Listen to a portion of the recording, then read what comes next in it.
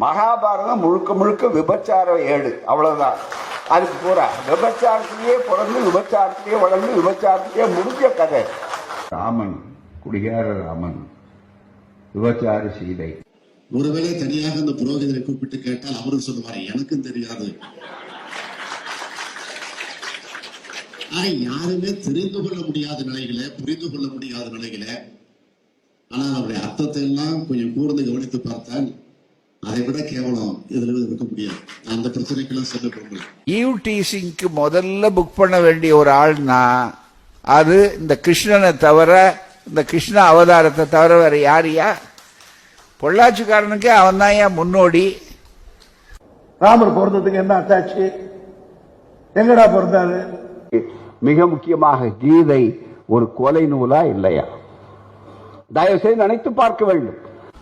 ஒருவேளை தனியாக அந்த புரோகிதரை கூப்பிட்டு கேட்டால் அவரும் சொல்லுவார் எனக்கும் தெரியாது, இருந்தாலும் சொல்லிக் கொண்டிருந்த என்று சொல்லுவார். ஆக அது உள்ளபடியே அதனுடைய அர்த்தம் என்பது வேறு. அதை கேட்டால் காது கூசும். அவ்வளவு கேவலமான அந்த வாசகங்கள் அதில் அடங்கி இருக்கிறது.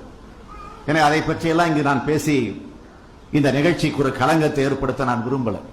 ஆடுறாராமா என்று சொன்ன தமிழகத்தில் இப்போது அந்த ரத யாத்திரையை ஓடுறாராமா என்று ஓட்டி விட்டார்கள். ராமன், குடிகார ராமன், விபச்சார சீதை. ஆனால் அதனுடைய உள் அர்த்தத்தை கொஞ்சம் நினைச்சு பார்த்தீங்கன்னா நம்முடைய உடம்பெல்லாம் நடுங்கும். அவ்வளவு கேவலமான வகையிலே அந்த மந்திரங்கள் இருக்கும். விநாயகர், ஐயோ மாப்பிள்ளை விநாயகர், அவனுக்கு எவையா பொண்ணு கொடுப்பான்? அந்த மூஞ்சி மோர கிடைக்க எவையா பொண்ணு கொடுப்பான்? நல்ல மூஞ்சிக்கே கிடைக்க மாட்டேன். ராமனுடைய ஒழுக்கம் என்பது இருக்கிறதே, பெண்களை பொறுத்தவரையிலும் சரியில்லை. அது மட்டுமல்ல, ராமன் ஏகபத்தினி விரதனும் அல்ல வால்மீகி ராமாயணப்படி, மற்ற கதைகள் படி. ஆகவே ராமாயணம் என்பதிலே ஏதோ பெரிய ஒழுக்கம் இருக்கிறது, ராமன் எல்லா துறையிலும் செய்தான் என்பதற்கு இல்லை.